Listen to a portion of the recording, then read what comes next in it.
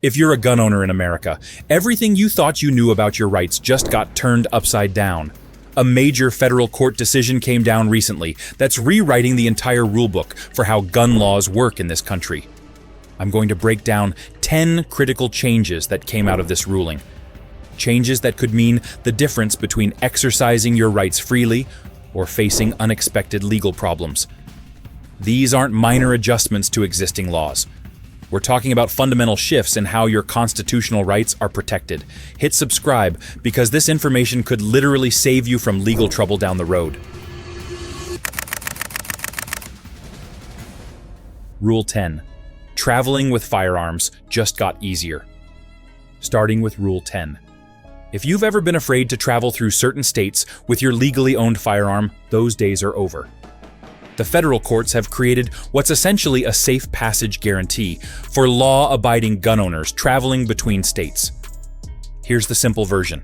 If your gun is legal, where you start your trip, and legal where you're going, you're protected by federal law for the entire journey.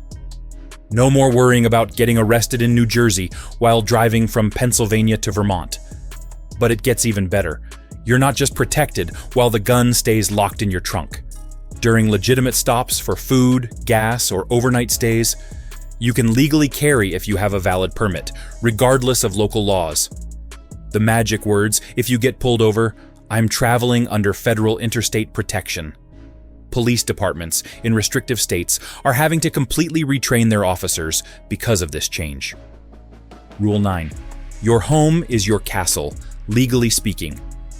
Rule 9. Strengthens your property rights in a big way. Federal agents can't just show up at your door anymore because you own guns. Those random compliance checks that gun store owners have been dealing with, they now need a warrant based on actual criminal evidence, not just the fact that you're in the gun business. This applies whether you're collecting guns at home, running a shooting range, or operating any firearms-related business.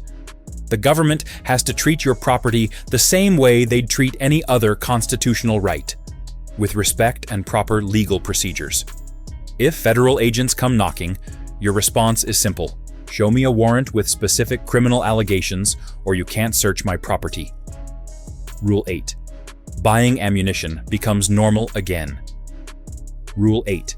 Fixes something that should never have been complicated in the first place: buying ammunition. The courts finally recognized what gun owners have always known: a gun without bullets is useless. This means all those bureaucratic hoops you've had to jump through to buy ammo are gone.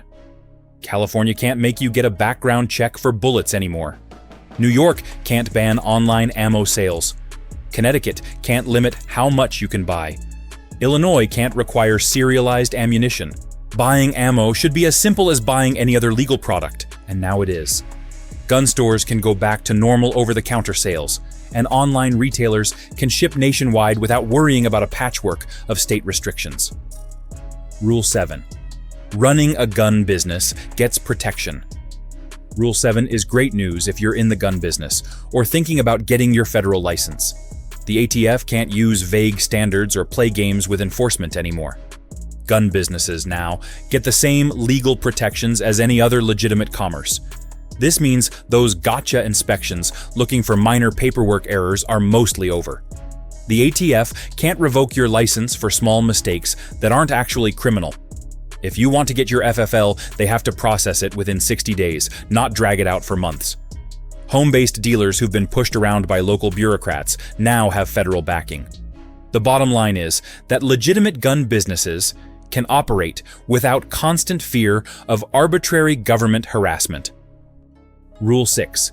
Your digital life is private again. Rule 6 addresses something sneaky that's been happening. The government tracking your digital footprint because you own guns.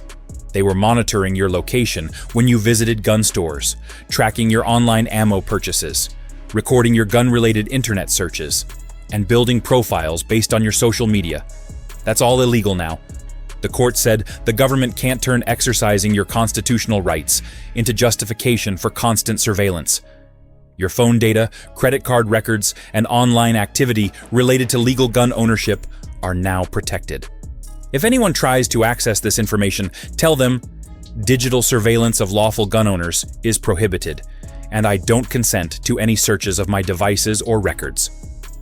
Rule 5. Getting a carry permit becomes straightforward. Rule 5. Eliminates the games that some states have been playing with carry permits. The Supreme Court set 3 non-negotiable rules.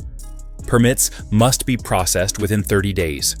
No more subjective good cause requirements, and fees can't exceed $50. States can't turn a constitutional right into a privilege by making you wait forever, requiring you to prove why you need to carry, or charging excessive fees. If you live in California, New York, New Jersey, or any other restrictive state, your entire permit system just got overhauled. Applications that have been sitting in bureaucratic limbo for months are automatically approved after 30 days. Rule 4. Gun registries are getting deleted.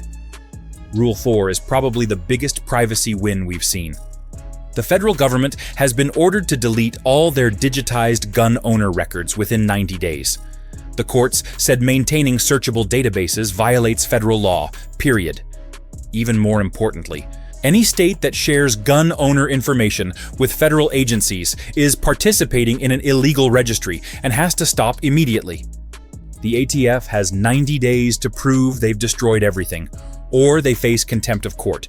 This effectively kills any possibility of a national gun registry through the back door. Rule 3. Taking your guns requires criminal charges. Rule 3 puts a stop to gun confiscation without proper criminal process. Red flag laws that don't require actual criminal charges are unconstitutional. Civil asset forfeiture of guns is over. Police can't take your firearms during an investigation unless you're actually arrested and charged with a crime. The Supreme Court was crystal clear. No seizure without arrest, formal charges, and due process. Gone are the days when police could say, "We're taking your guns while we investigate," or "Someone reported you might be dangerous." Rule 2. Police officers are personally liable now.